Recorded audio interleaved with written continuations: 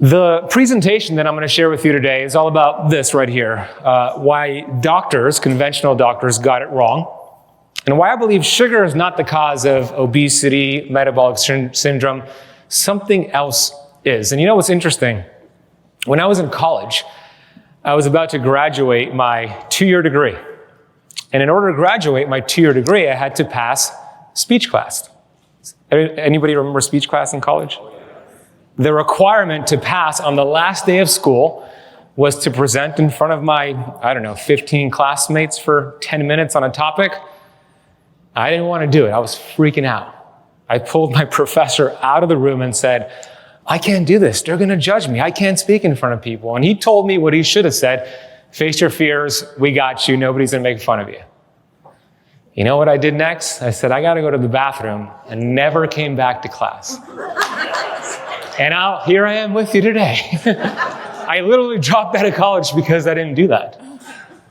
It's just crazy how things become full circle. I'm going to start with some stats that are going to be alarming and shocking to maybe some of you.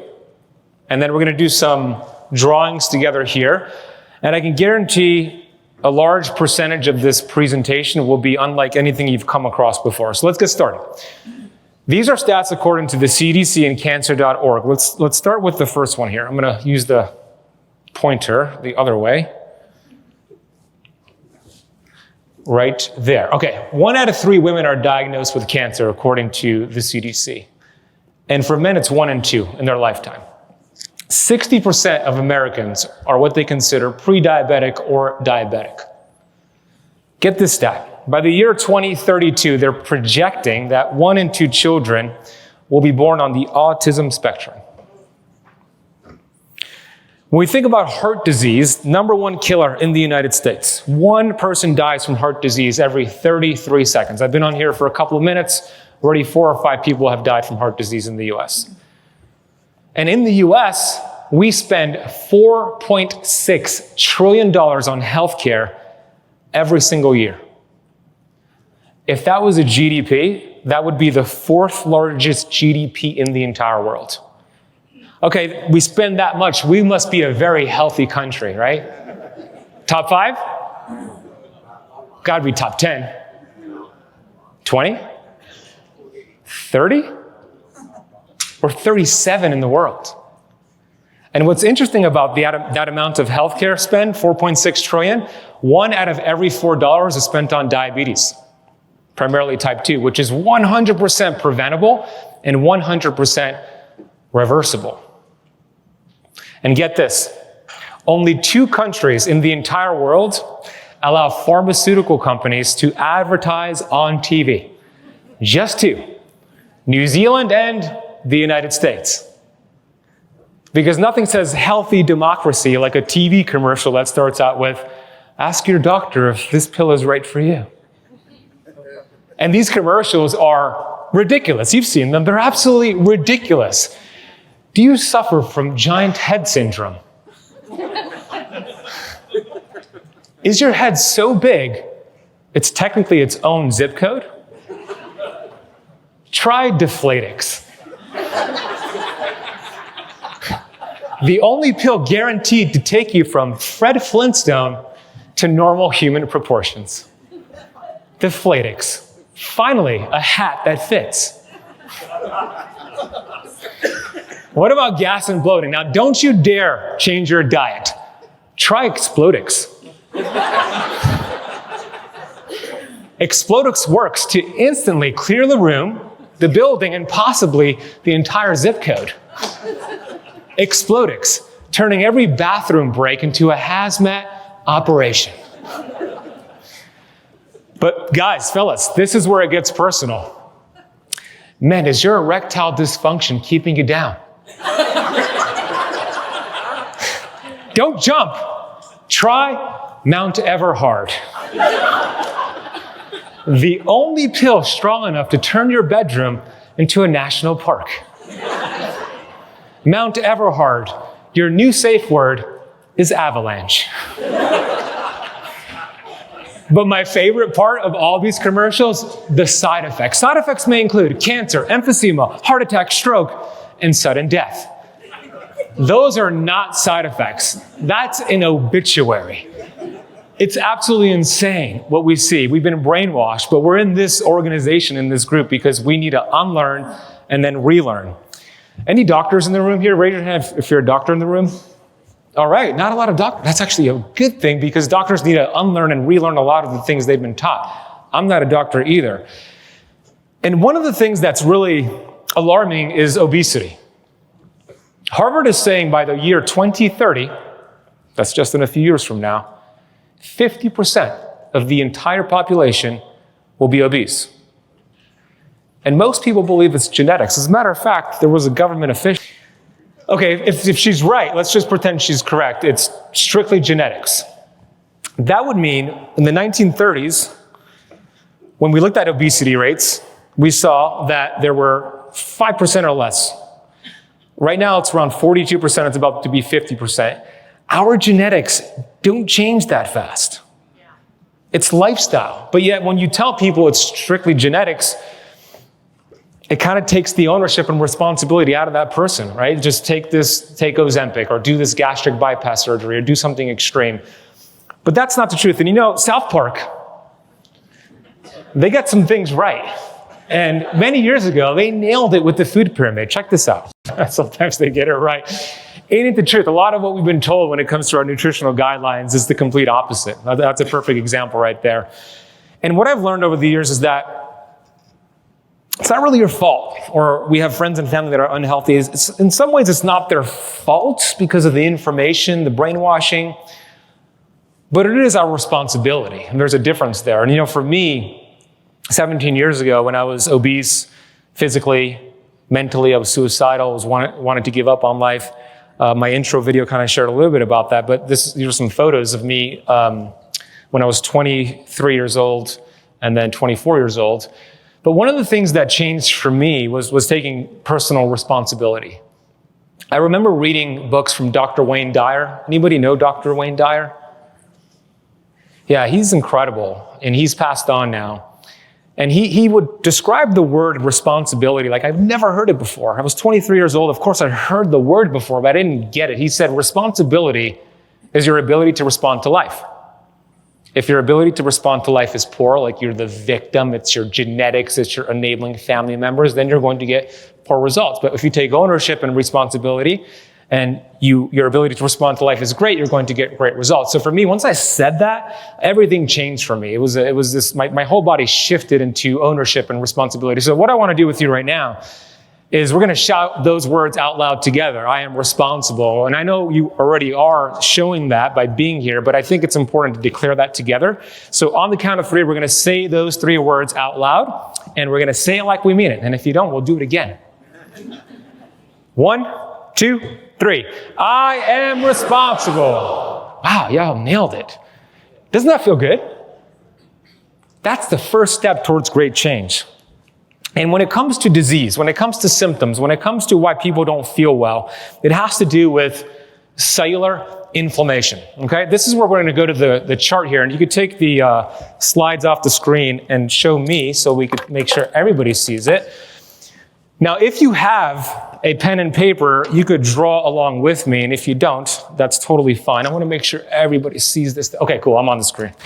So if you can't see it, I'm on the screen. So what we're going to do here, we're going to draw a cell. So if you have a piece of paper, and if you want to draw with me, great. If you just want to watch me, that's also great. But this is a cell. We have about 50 to 70 trillion cells inside of the body. Inside of your cells, of course, you have your DNA nucleus. And I'm not the best artist here, but that's a DNA nucleus. You also have these little bacteria that Caroline Allen and Beam Minerals support, the mitochondria. There's thousands to hundreds of thousands of mitochondria in a single cell. They produce ATP, energy currency. Every cell has a membrane around it, a lipid membrane. It's a fatty membrane. It's called the cell membrane. It's actually where the intelligence is to your cells. And what's really cool about your cells is that you have these little antennas that are called cell receptor sites. So I'm drawing 4. There's about 30,000 on a single cell. So this is how your body works. This is how metabolism works. When we have nutrition, so I'm going to put the word nutrition here. You could write it with me, nutrition, if you're writing and drawing this out. We have oxygen, and then we have hormones. All of these are what's considered substrates, energy sources for your cells. So they send signals to your cells. You have hormones, you have nutrients, you have oxygen. The receptor sites pick it up and the cells produce energy. The cells burn fat. The mitochondria produce energy. Now, it's true, you can't change the genes you're born with. If you have cancer that runs in the family or diabetes or heart disease, you got those genes. You can't change it. But you can change the expression of those genes. Epigenetics. And lifestyle is what turns on genes or turns off genes. You may not heard the old quote, genes load the gun, lifestyle pulls the trigger. So the body was designed so incredible. God has designed the body to be incredible metabolism. But there's one thing that blocks this human body from performing its job and creating symptoms. And that one thing is called inflammation. And when I talk about inflammation, I'm referring to cellular membrane inflammation. This is chronic inflammation, different than if you sprain your ankle or have a sore shoulder. That's acute inflammation. Cell membrane inflammation is chronic. Now you have these receptor sites that are blocked. So hormones, including testosterone, leptin, estrogen, there's over 600 hormones. They need to connect. You need to hear the message. It needs to get into the cell. When you have cell inflammation, that message is not getting in efficiently. Same thing with oxygen. Same thing with nutrients from nutrition or from supplementation. So what happens next is this amazing human body is going to show you a symptom. So I want you all to shout out, what are some of the most common symptoms that people are dealing with? Pain? What else? Pain, fatigue, keep going. Gut health, what else? Mother-in-laws? Okay, so sleep, obesity. Okay, so I could go on. We could be here for hours listing symptoms. Let me ask you this. Is this the problem down here, the symptom, or is this the problem at the cell level? The cell level. Mainstream wisdom, conventional medicine, is focused on this, the symptom. One of the things that I always say, I talk about in my book, Metabolic Freedom, is that weight gain, obesity, being overweight, insulin resistance, those are a lot of people I work with, and I imagine you guys do as well. Nobody has a weight problem. It's a weight symptom.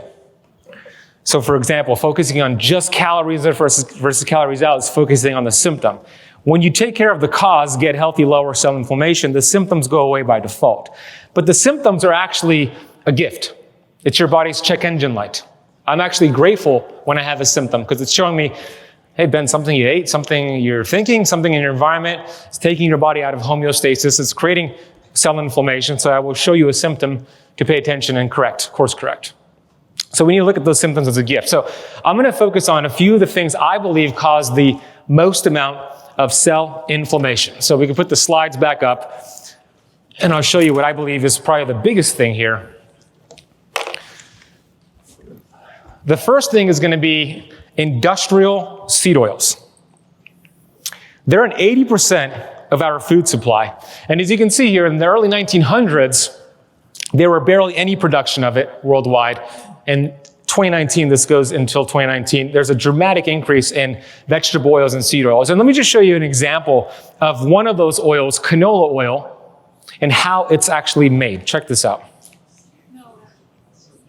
The seeds enter a roller mill. A conveyor then feeds the flakes into a screw press. Its threads squeeze the flakes with high pressure, forcing out the oil, which then drains out through the slots. 42% of canola seed is oil. This screw press extracts nearly 3/4 of that. The remainder is still trapped in the pressed flakes, now referred to as canola cake. The cake exits the other end of the press and moves on to a second extraction. A 70-minute wash with a solvent. This chemical extraction process removes all but a trace of oil.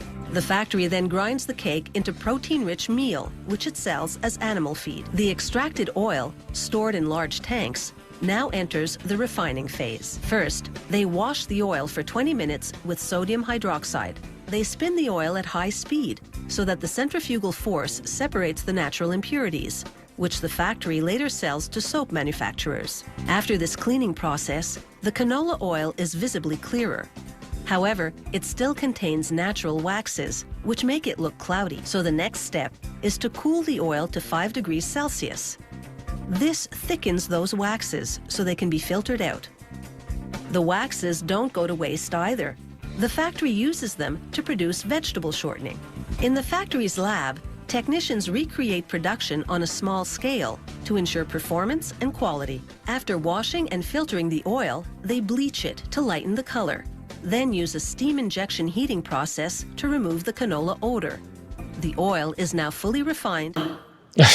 What a process, huh? That video is actually longer. I just cut it down for the presentation's sake. You know how you make olive oil? You just crush the olives, that's it. So canola oil is one of those oils. There's about 8 of them, and there's some gifts that you have on your desk that I'll talk about in a second. But it's important to understand this. This is from chapter 4 in my book, Metabolic Freedom. Dietary fatty acids incorporate into your cell membranes. Remember, we were just talking about how important the membranes are, through a process called lipid membrane reorganization. And it happens in hours, meaning when you eat these bad fats, within hours, they will be embedded into your cell membranes, your mitochondrial membranes, creating inflammation. And you might think, okay, Ben, what's the big deal? All right, damage is done. My body will get rid of these bad fats in the next few hours or few days. Well, it takes a lot longer than that, and I'll share that in a second. But this is showing that when these fries that are cooked in vegetable oil are analyzed by a toxicologist, it was reviewing the aldehydes that were produced, and it showed essentially this. A large order of McDonald's French fries, or you could say any French fries cooked in vegetable oil, contains the same amount of carcinogens, toxins, as 25 tobacco cigarettes smoked. In other words, one French fry cooked in vegetable oil is a tobacco cigarette smoked in terms of the aldehydes that are produced. Again, you might think, okay, my body could get rid of them in weeks through detoxification. Well, not so fast. This is showing the half-life, meaning after 680 days, half of these bad fats will still remain around your cell membranes.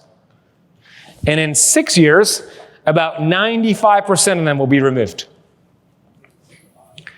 So they stay in your body for a very long time. Here is the list of the ones we want to avoid and remove. I'm going to read them out loud because this is being recorded to go on YouTube. So we have canola, rapeseed, it's called rapeseed oil in the UK, corn, soybean, cottonseed, safflower, refined peanut, sunflower, grapeseed, rice bran, most fish oil.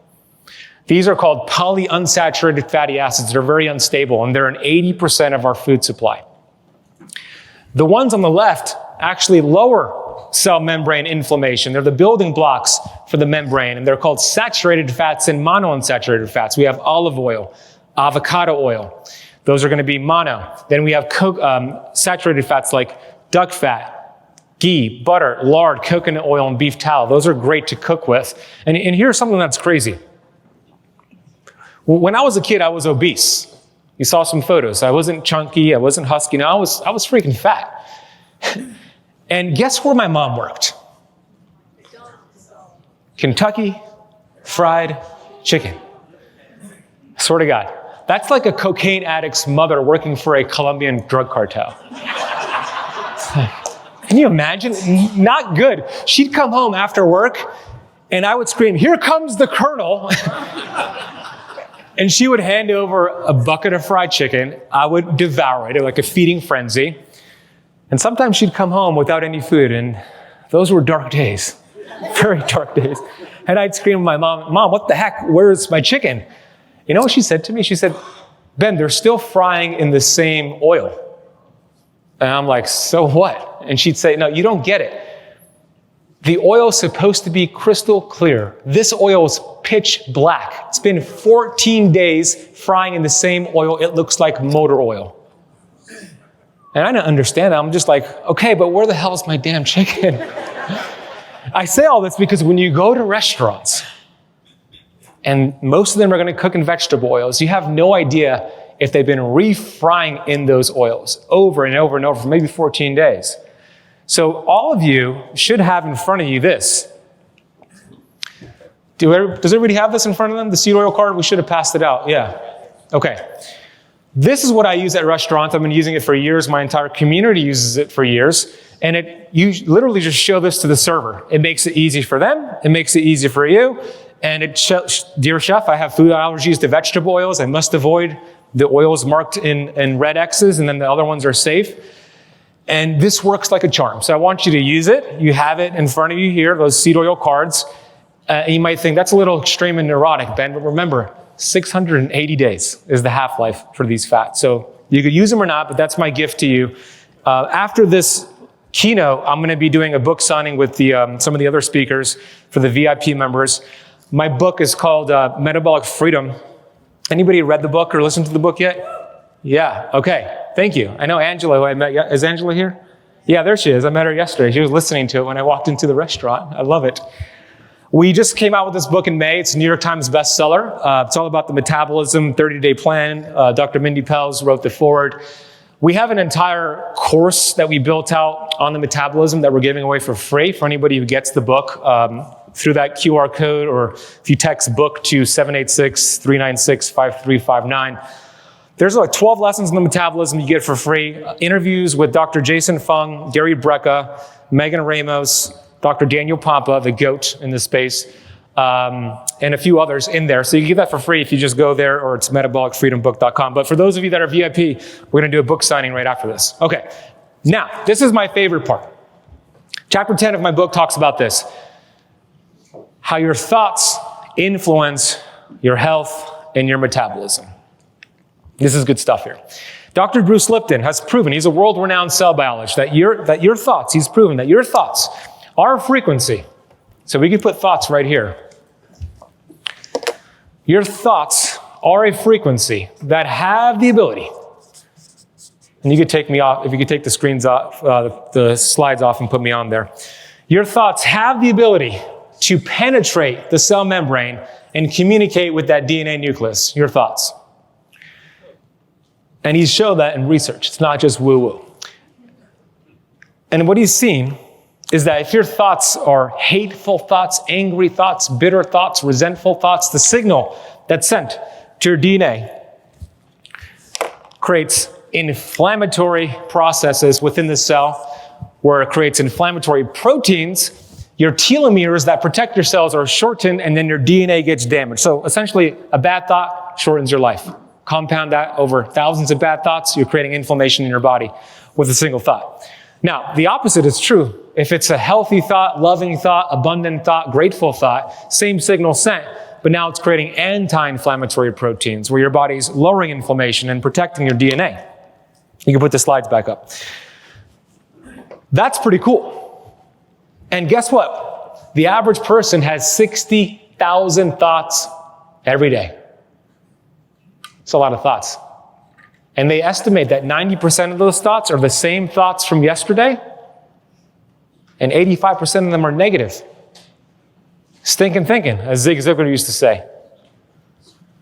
And if you have 60,000 thoughts a day, and those thoughts are communicating with your DNA, I think, no pun intended, the greatest biohack in the world is that your thoughts could literally shape your DNA and change your life. You have 60,000 opportunities every day to do that, either inflammatory or anti-inflammatory. But here's the thing. Just because you have your thoughts, if you can put the slides back on, just because you have thoughts, which is mental activity, doesn't mean you're actually thinking. There's a difference. I'm going to make the case here. Let me ask you this. Raise your hand if you talk to yourself every day. How many of you talk to yourself every day? Keep it up. Keep it up. Okay. Now you can put it down. There were a couple of you who didn't raise your hand. You're thinking, do I talk to myself? I'm not sure. Oh, yeah. He's right. Yeah, I'm talking to myself. But just because you're having thoughts doesn't mean you're thinking. We want to actually think. All right, what do I mean by that? All right, here's the example. You see the word on the screen, silk. We're going to say that word out loud 5 times. Silk, silks 5 times. As soon as we say it out loud 5 times, I'm going to ask you a question. You're going to shout out as fast as possible the answer to the question. Make sense? You ready for it? On the count of 3, silk. 1, 2, 3. Silk, silk, silk, silk, silk. What do cows drink? Milk. Ooh. Who said milk? Raise your hand. All right, they drink water. They produce milk. Just a silly example to show you. Sometimes we're just not thinking. Hey, I got caught too. Don't worry about it. You're not alone. You know, George Bernard Shaw said 2% of the population actually think. 3% they think, and 95% of people would rather die than think. I'm inclined to agree with him. How many of you know Dr. Emoto's book, Hidden Messages in Water? Anybody know that book? Caroline does. Okay, back here. So this is assigned to a doctor who did some research on the structure of water. And what he essentially did is he would write on a piece of paper next to a body of water, a word like love and gratitude, or you disgust me. And then he would use this high-speed photography to see if the crystals of the water change shape based off of the word next to it. And it did. Love and gratitude shaped it into this beautiful crystal. Look what you disgust me did. Isn't that crazy? You might be thinking, all right, Ben, cool. What does that have to do with me? Well, your human body is 70% water, at least. Those 60,000 thoughts you're having are literally changing the structures within your cells every single second. And we've heard of the placebo effect. When you think you're going to get a positive outcome, you get it because they told you you were going to get it. There's also the nocebo effect. And this is a true story. In the 1970s, there was an entire stadium, just like this, in a soccer game, a football game in California. 2 people, opposite ends of the stadium, get really sick. They start throwing up. They both go to the medical unit on the facility, and they're really sick. The doctor's trying to figure out, why are these 2 people so sick? They didn't come together. The only thing they had in common when he was asking them a series of questions is that they both drank from the soda dispensing machines. So the doctor thought, oh, that must be it. There must be copper, heavy metal, something going through the soda machines.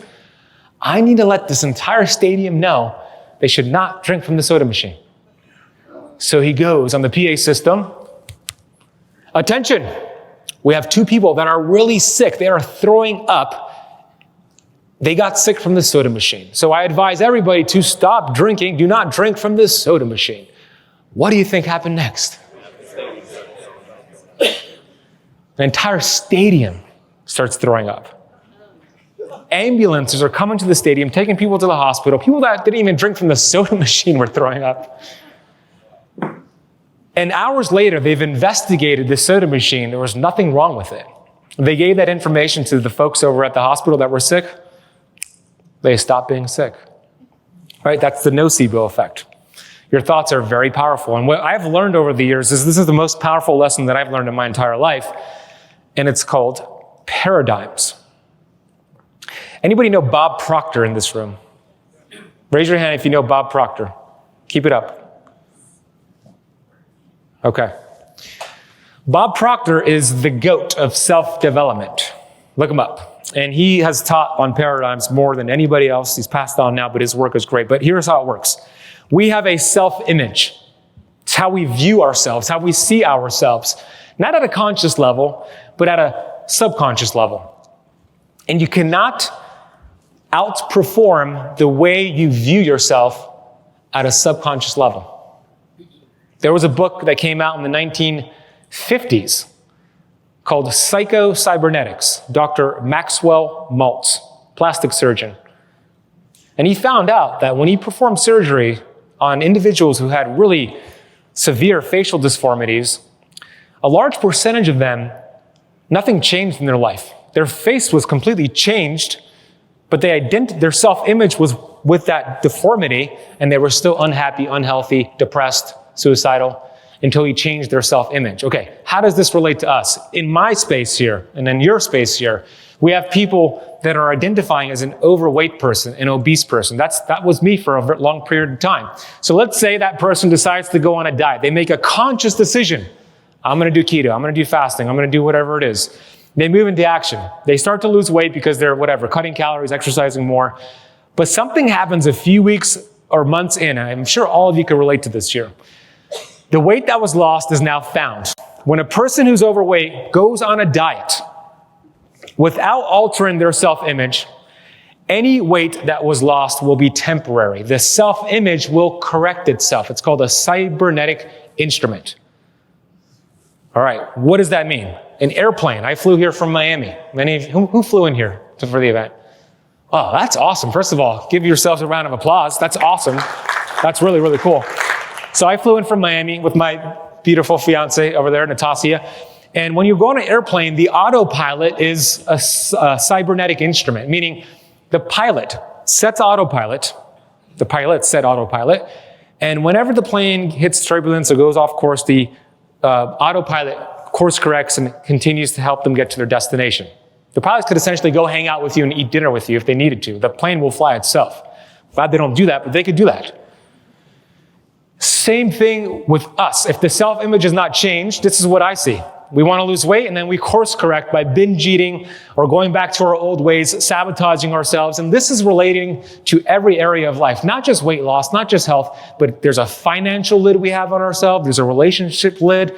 There's something that's limiting us at a subconscious level. And what I learned is that you cannot escape a prison if you don't know you're in one. And a lot of us are in a mental prison. A lot of our friends and clients are in a mental prison. And then the chains are unlocked. The door is wide open. So you might be asking or thinking, how do you change a self-image? Only two ways. That's it. An emotional impact or constant spaced repetition. An emotional impact, 9 times out of 10, is negative. It's unexpected. I'll give you an example of what that is. A cancer diagnosis, a near-death experience, the loss of a loved one. That's an emotional impact. It'll change the way you think. Have any of you gone through something like that before? I have. Ideally, that's not what we want to do because a lot of pain involved. So the other option is repetition. That's the way it was built. That's how you know your name. If I was born and my mom told me, your name is Ben, and she only said it once, and she goes, your name is Ben, don't you ever forget it. She had to say it over and over and over, and then she said, Ben, and that's me, Ben. Same thing for you. It's the repetition. So what has built your self-image is all that repetition. So we need to replace that with the new idea. Now, some of you that are left-brainers in this room are going to be thinking, this is bogus. Where's the science to back this up? Because this is going to get a little woo-woo, but I'm telling you, there's science to back it up, and I'm going to show you the research too. But affirmations are this constant spaced repetition. This is the affirmation that I have in the book that I give to my clients to change their their overweight person self-image. I'm so happy and grateful. Now that I'm at my perfect weight, I'm looking good, I'm feeling great, the perfect health I seek is now seeking me, I remove any blockages between us. You know, somebody who has an image of an overweight person reads that for 30 days, they will change their life. That's enough time to replace the old image. And I tell people, you may be skeptical of this, I get it. But if your way is not working, try mine. Do it for 30 days. 30 days. And this could be a financial one, affirmation. This could be whatever you're looking to improve in your life to change in the self-image. And I'll give you some studies to back this up. Dr. Ellen Langer, Harvard psychologist, 1981. She had her graduate students take this entire building and dress it up as if it was 22 years in the past. And she had 8 men in their 70s live there for 5 days, and they were asked to act as if they were 22 years younger. They were pretending. So they didn't have any assistance. They had to pick heavy things up for those 5 days. By the end of the study, the men showed improvements in hearing, eyesight, memory, dexterity, and appetite. Those who needed canes walked without them, and all participants displayed increased independence and vitality. Super cool.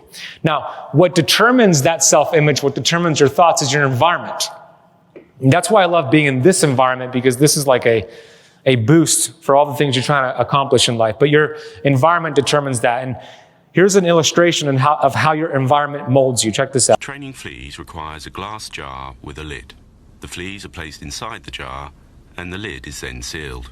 They are left undisturbed for 3 days. When the jar is opened, the fleas will not jump out. The fleas will never jump higher than the level set by the lid. Their behavior is now set for the rest of their lives. When these fleas reproduce, their offspring will automatically follow their example. Their offspring did the same thing. You know, all of this is going down right here in the subconscious mind. There was an author from the mid-1950s, Neville Goddard. He said, "We are only limited by weakness of attention and poverty of imagination." So when we think about weakness of attention, we think about social media, mainstream news, family, TV. We're being distracted. So I'm going to show you a little video here to test your focus and attention. Some of you have seen this, some of you have not. So if you've seen it, don't give it away. So here's the experiment. Just follow the instructions. It's just going to be a minute. Count how many times the players wearing white pass the basketball.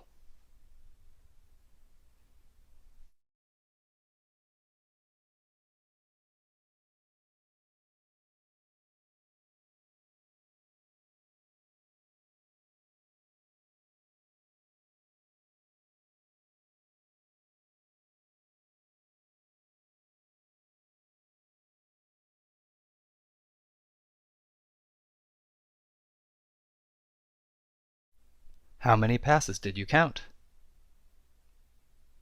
The correct answer is 15 passes. But did you see the gorilla?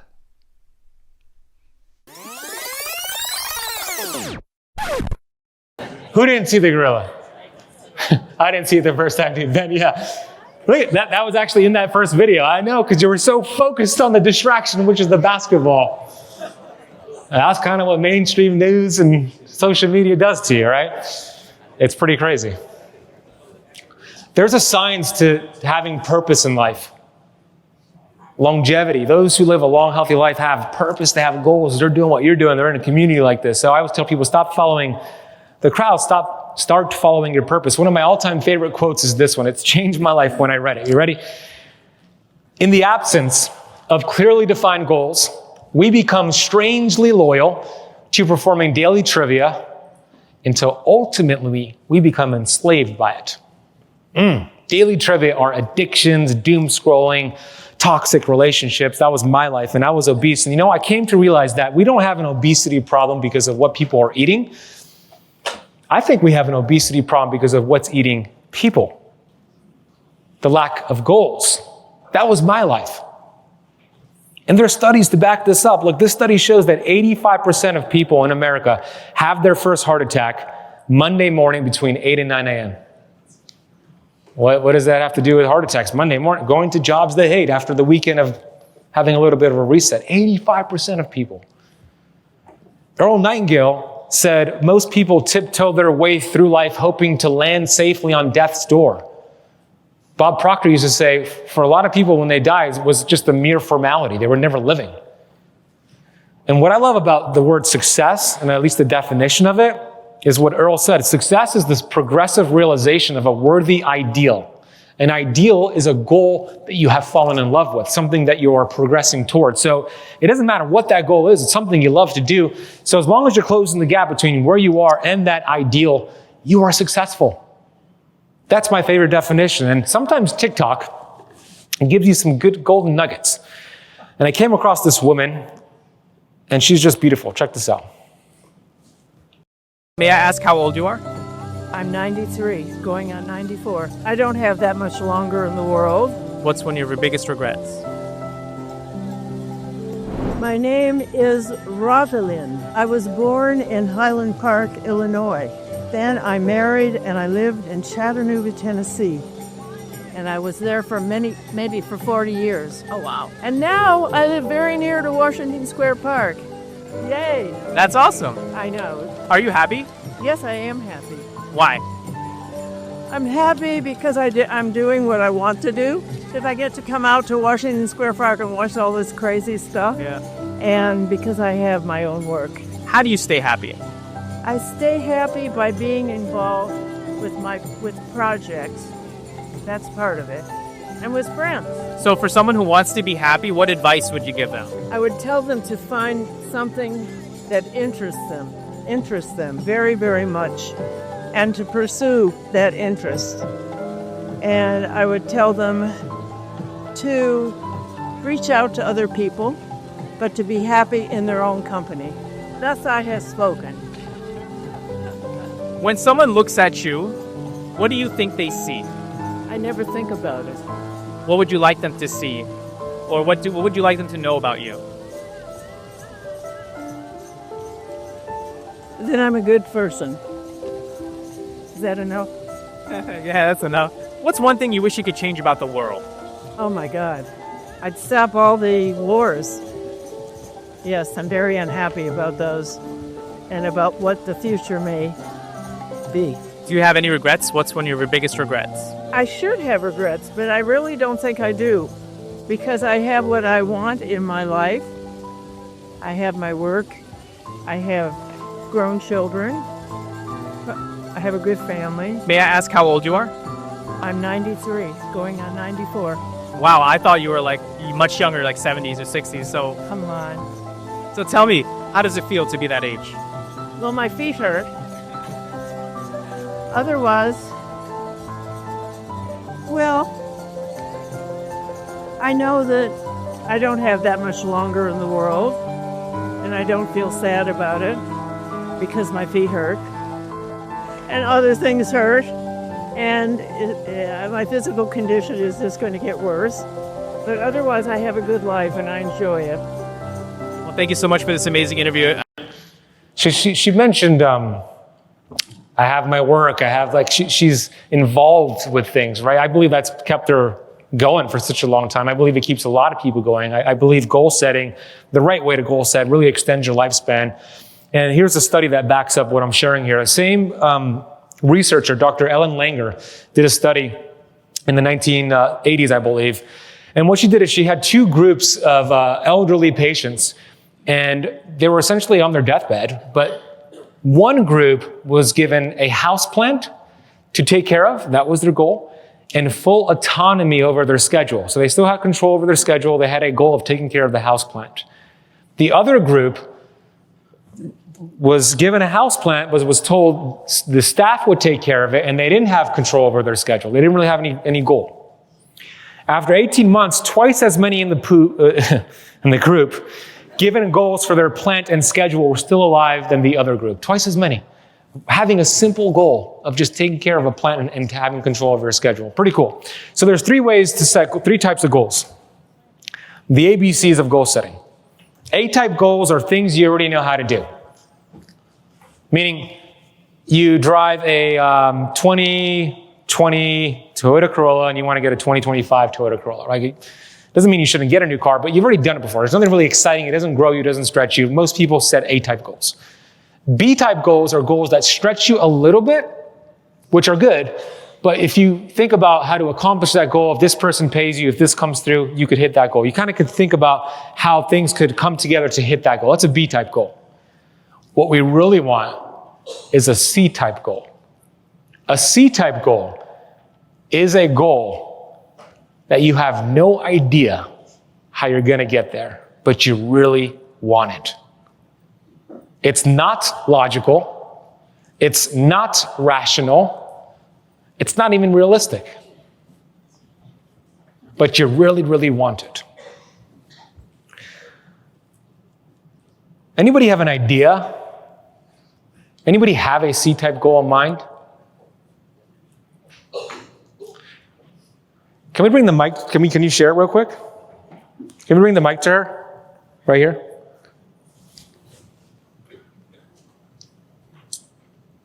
I want to build a $1 million company.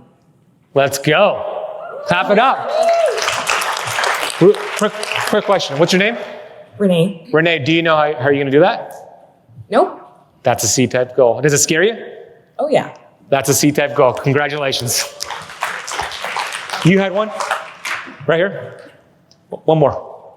What's your C-type goal? You got the mic coming here. What's your name? 𝙎𝙬𝙍𝙎𝘽𝙎𝑃. Lane. Hey. My big bold dream is I want to live to 100 and see tons of grandchildren, but just live a happy, long life, just sharing with people I love dearly. I love it, Lane. Give him a clap. That's awesome. I love it. So in front of you, you have this goal card. Everybody have that? You see that in a plastic sleeve? This changed my life. It will change your life if you do it. I mean, it's your choice at the end of the day, but I've been carrying around goal cards with me for years. And you write a date, like for your $1 million goal, you write a date when you would like to have it. You're guessing at the date, which is fine. And you write it in present tense. I'm so happy and grateful now that, and you insert that C-type goal. Let me give you an example of what I did this year. When I was writing this book, Metabolic Freedom, it came out in May, this past May. And in December of last year, before it was out, 7 months before it was out, 6 months before it was out, my C-type goal was I want this book to be a New York Times bestseller. So, thank you. So on there I wrote, I'm so happy and grateful now that my published book with Hay House, Metabolic Freedom, is a New York Times bestseller. All right, I want you to understand this. I had no idea how to do it. There are 33 million books out there, and only 10 books make that list every week. Yeah, it was my 5th book, but they were all previously self-published. I've never done it before. It was a total C-type goal. But I kept reading it. I took the card with me. I'm at a red light, pull it out, read it in the morning, read it before bed, read it while red light, read it while doing the sauna. I have them with me. But not only that, I acted as if I was already a New York Times bestselling author. So I'll give you an example. A month before the book came out, my videographer was over, not David, the great David that's working with me today, but in Miami. And we were recording reels, and I said, my book's coming out in a month. Let's record a reel of me celebrating hitting the New York Times list. I want you to edit it. I'm going to pay for it. So I was acting as if this is going to happen. A week before the book came out, I was speaking at an event in Gatlinburg, Tennessee, and there was a documentary crew there on the carnivore diet, and they asked to interview me, and I sit down, getting all mic'd up, and they said, introduce yourself. And I said, my name's Ben Azadi. I'm the New York Times bestselling author of Metabolic Freedom. 7 days later, we hit the goal, right? We hit the goal. And I'm saying this not to impress you. I'm saying it to impress upon you that let yourself just dream. Like use that card, sit in a room for 30 minutes, and let your mind dream and write down whatever lights you up. Don't worry about all the left brain stuff. How are you going to do that? You're not smart enough. Where's the money going to come from? Don't worry about that. Just write it down. Write it down in the present tense and just read it every single day. It'll change your life. Okay, this brings me to the last part of the lecture here.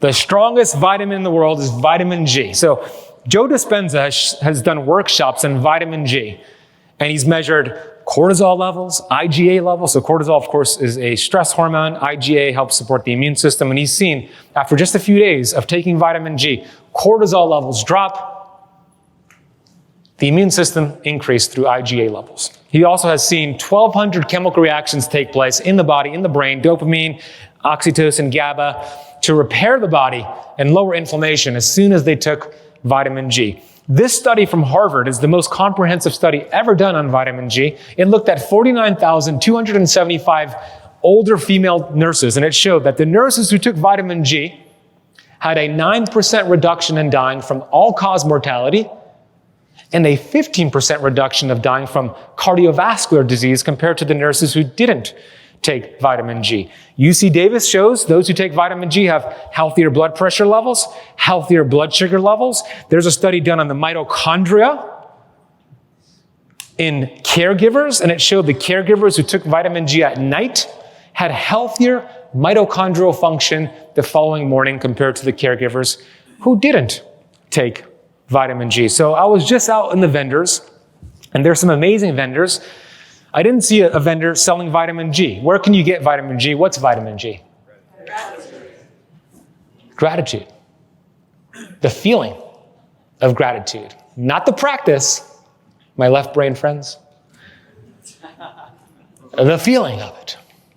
What you appreciate appreciates. I want you to check this out. Psychologists have scientifically proven that one of the greatest contributing factors to overall happiness in your life is how much gratitude you show. Yeah? Think about that. Go ahead and marinate on it for a second. You can thank me later if you want. It'll make you feel better according to this study. We gathered a selection of volunteers to act as our subjects. We asked them to close their eyes and think of somebody who was really influential in their life, somebody who did something really amazing or important for them. We had them write down as much as they could about why this person was so important and tried to get them to call that person and read what they wrote about them. Thank you, Jessica. We're gonna have you call your mother. So who was that right person for you? Person is my sister, Erica. We're gonna give Erica a call.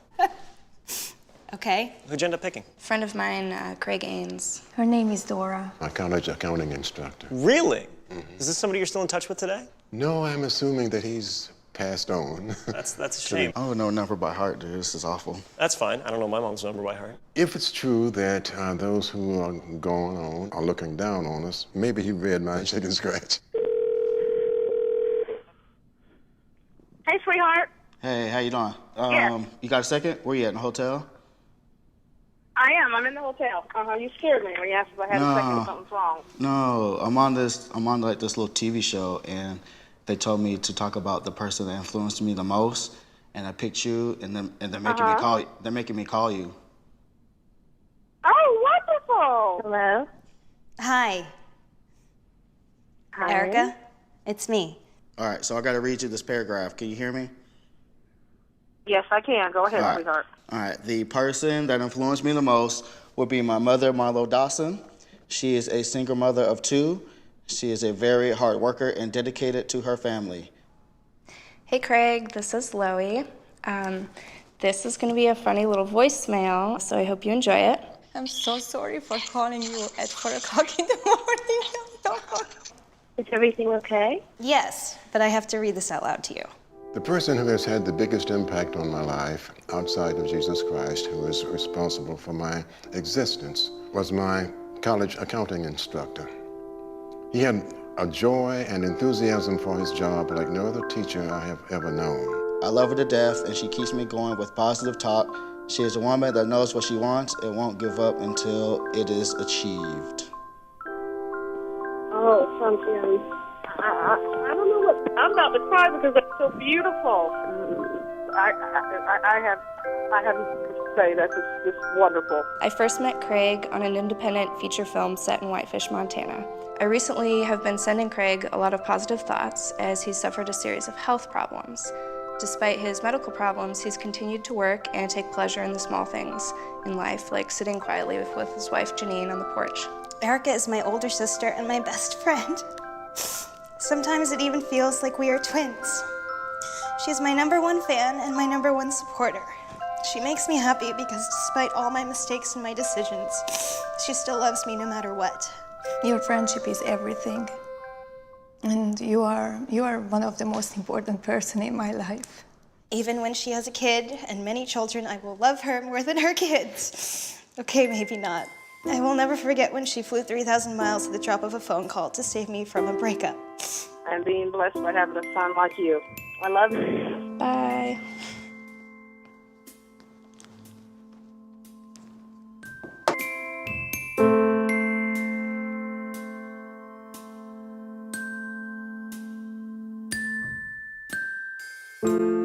Before we let them go, we gave our subjects one more happiness test. For those who took the time to actually write something down but couldn't make the phone call for whatever reason, we saw happiness increase between 2 and 4%. Now, for those who actually picked up the phone and personally expressed their gratitude, we saw increases between 4 and 19%.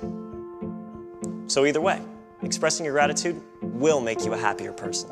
But you want to know something really interesting? The person who experienced the biggest jump in happiness was the least happy person who walked in the door. What does that mean? That means if you're having a particularly tough time, trying this out will more likely have a greater impact on you. Trust me, I'm in a lab coat. It's a good ending. Isn't that beautiful? You know, we have like 3 minutes here. What I want to do in the next 60 seconds, grab your phone. Everybody grab your phone. Think of somebody in your life that you're grateful for. and I want you to text them right now. I'll give you about 60 seconds. I'm gonna do the same thing. Text somebody you're grateful for. First person that comes to mind.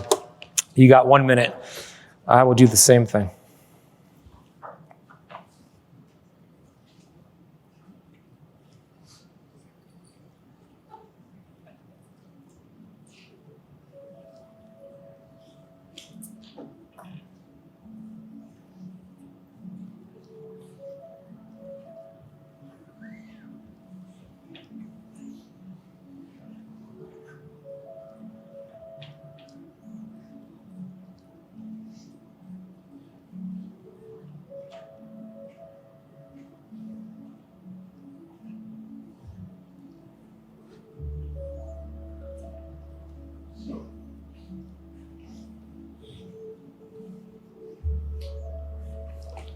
$15 seconds.